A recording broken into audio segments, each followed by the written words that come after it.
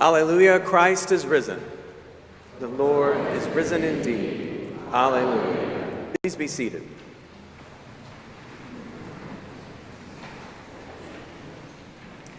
Early in 2010, just a few months after we had moved to California, which was an adventure in and of itself, Michelle and I received some news that was shocking to us.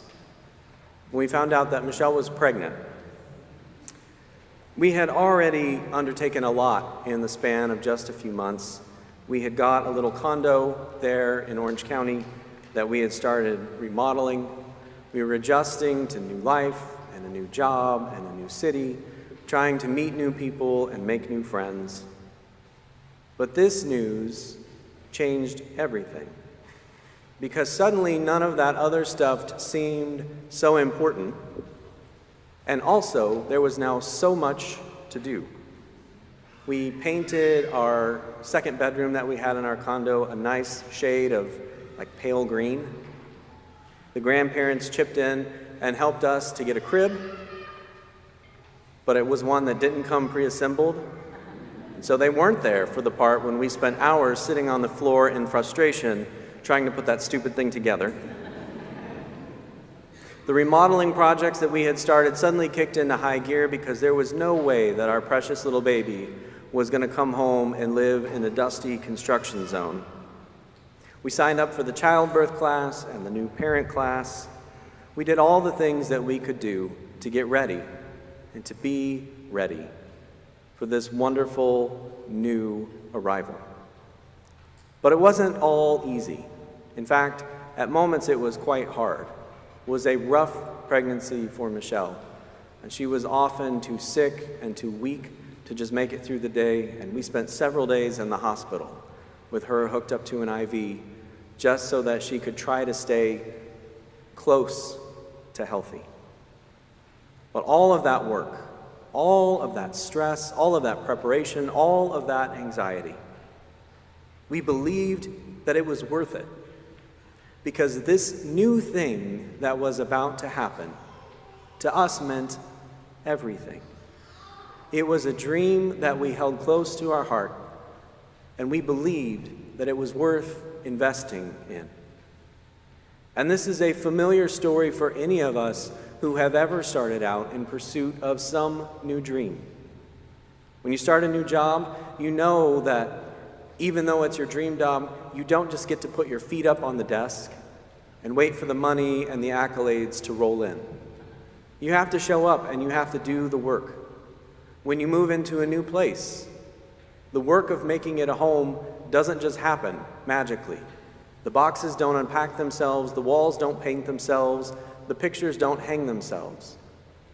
To make the place where you live feel like a home, you have to do the work.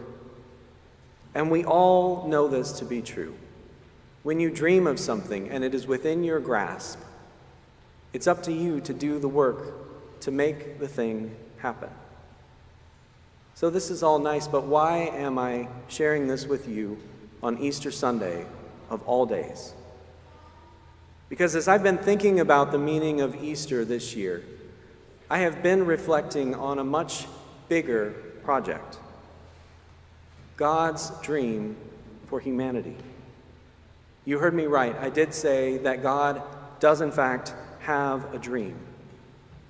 I believe that we are all creative people, made in the image of a creative God who hopes for a better future for all of us.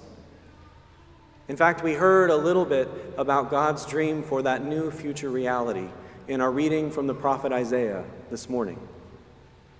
In this new creation that God dreams about and longs for, everyone lives in safety. Violence has ended. Health and wholeness and healing are the norm and not the exception. Happiness and joy have replaced sadness and sorrow and fear.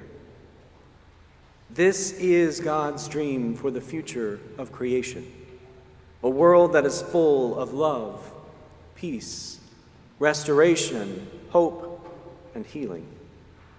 And for generations, prophets and teachers, priests and scribes, they preached this message about God's new future, and they invited the people to come and be a part of it. And the people listened intently to the message, but somehow they could never get it right. And so, at some point in history, God decided to do the unimaginable, taking on human flesh to come and live among us for a few decades, to show us in person what the hope for this new future looked like. At the beginning of the Gospel of John, the evangelist tells us that Jesus came to live among us, to shine the light of God's love into a dark and weary world. Jesus healed the sick, he befriended the outcast, he offered peace to those who were weary and tired and struggling. But of course, John also tells us that humanity ultimately rejected even this most direct instance of what God's future could look like. Which brings us to our gospel reading today. Because after a few years of going from town to town and preaching this message, of healing the sick and bringing hope to untold thousands of people, Jesus has been betrayed, arrested, and crucified for doing good. Now the Sabbath has ended, and the women who were his friends have come to the tomb to give him a proper and dignified burial. But when they arrive there, they discover that the tomb is empty. Jesus is not there, and they are shocked. And one of them stays behind. In grief and in sorrow, she sits weeping, looking for answers, when Jesus himself appears to her. And in that moment, in that encounter, Mary learns two things that change the course of her life and perhaps of all of history. First, she learns that God's hope for a new reality is not just some dream, not just some metaphor. It is real. Here is Jesus in front of her, the one who just days before had been crucified, standing there and saying, "I am alive." But he doesn't stop there. He tells her that it is now up to her to go and to share this news. And he doesn't ask her to go to the temple and proclaim it publicly, to go into the public square. He says, go back and tell the others. Go and tell your friends. He's not interested in making sure that she really understands the theology of what has happened. He doesn't give her a quiz about the creeds and how he is somehow one substance and one being with the Father. What he says to her is the new creation is now, and it's up to you to take your part in it. Go and tell the others. Take the next faithful step. My friends, that is what a life of faith looks like when you get right down to the core of it.